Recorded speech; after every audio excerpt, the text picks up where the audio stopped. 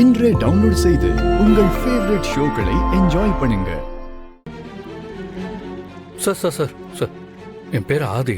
நான் உங்களை பார்க்க தான் வந்தேன். என்ன விஷயமா வந்தீங்க? என்னோட ஃப்ரெண்டு ஒருத்தர் போலீஸ் டிபார்ட்மெண்ட்ல இருக்காரு. ஒரு கேஸ் விஷயமா ஒரு ஹெல்ப் வேணும்னு கேட்டிருந்தேன். அவர் தான் உங்களை வந்து பார்க்க சொன்னார். ஓ, நீங்க தானா அது? ஆமாம், அவர் கால் பண்ணியிருந்தாரு. பாரதியோட கேஸ் விஷயமா தானே நீங்கள் வந்திருக்கீங்க? Yes doctor. அது சம்பந்தமா உங்களுக்கு என்ன விவரம் தேவைப்படுது? டாக்டர், இந்த கேஸ்ல பாரதியை யாரோ வேணும்னே சம்மந்தப்படுத்தியிருக்காங்க. நான் அந்த துரையோட டெட் பாடியை பார்க்கணும். மிஸ்டர் ஆதி, துரையோட பாடியை ஹாஸ்பிட்டலுக்கு கொண்டு வந்தப்பவே அது பாதி எரிஞ்சு போயிருந்துச்சு. அதை பார்க்கறதுனால உங்களுக்கு எந்த யூஸும் இல்லை.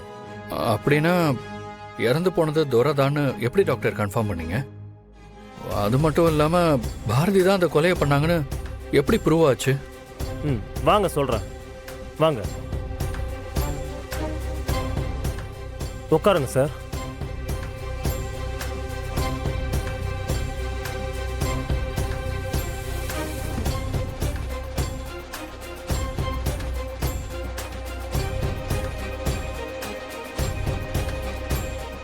இது துரையோட போஸ்ட்மார்ட்டம் ரிப்போர்ட்.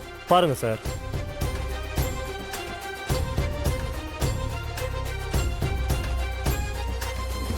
போஸ்ட்மார்ட்டமுக்கு வந்த துரையோட பாடியை நான் எக்ஸாமின் பண்ணப்போ துரையோட உடம்புல 2 இடத்துல ஆழமா கத்தி குத்து இருந்துச்சு.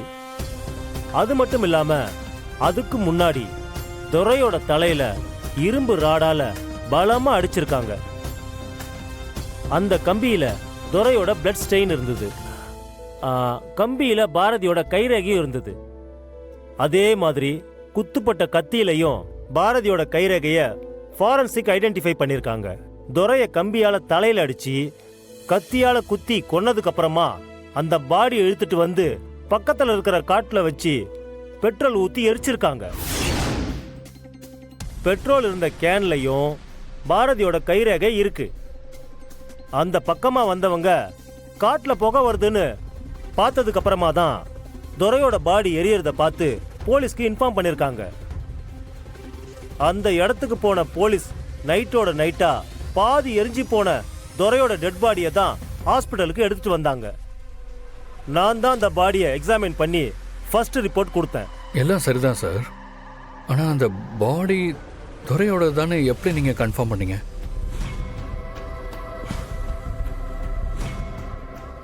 டிஎன்ஏ ரிப்போர்ட்டை வச்சு தான் அது துரைன்னு சொல்லி ஐடென்டிஃபை பண்ணோம். ஜெயிலில் துரையோட கம்ப்ளீட் மெடிக்கல் ரிப்போர்ட்டை வச்சு தான் அதையும் இங்கே கிடைச்ச ரிப்போர்ட்டையும் வச்சு கிராஸ் எக்ஸாமின் பண்ணி தான் துரை தான் இறந்ததுன்னு கண்டுபிடிச்சோம்.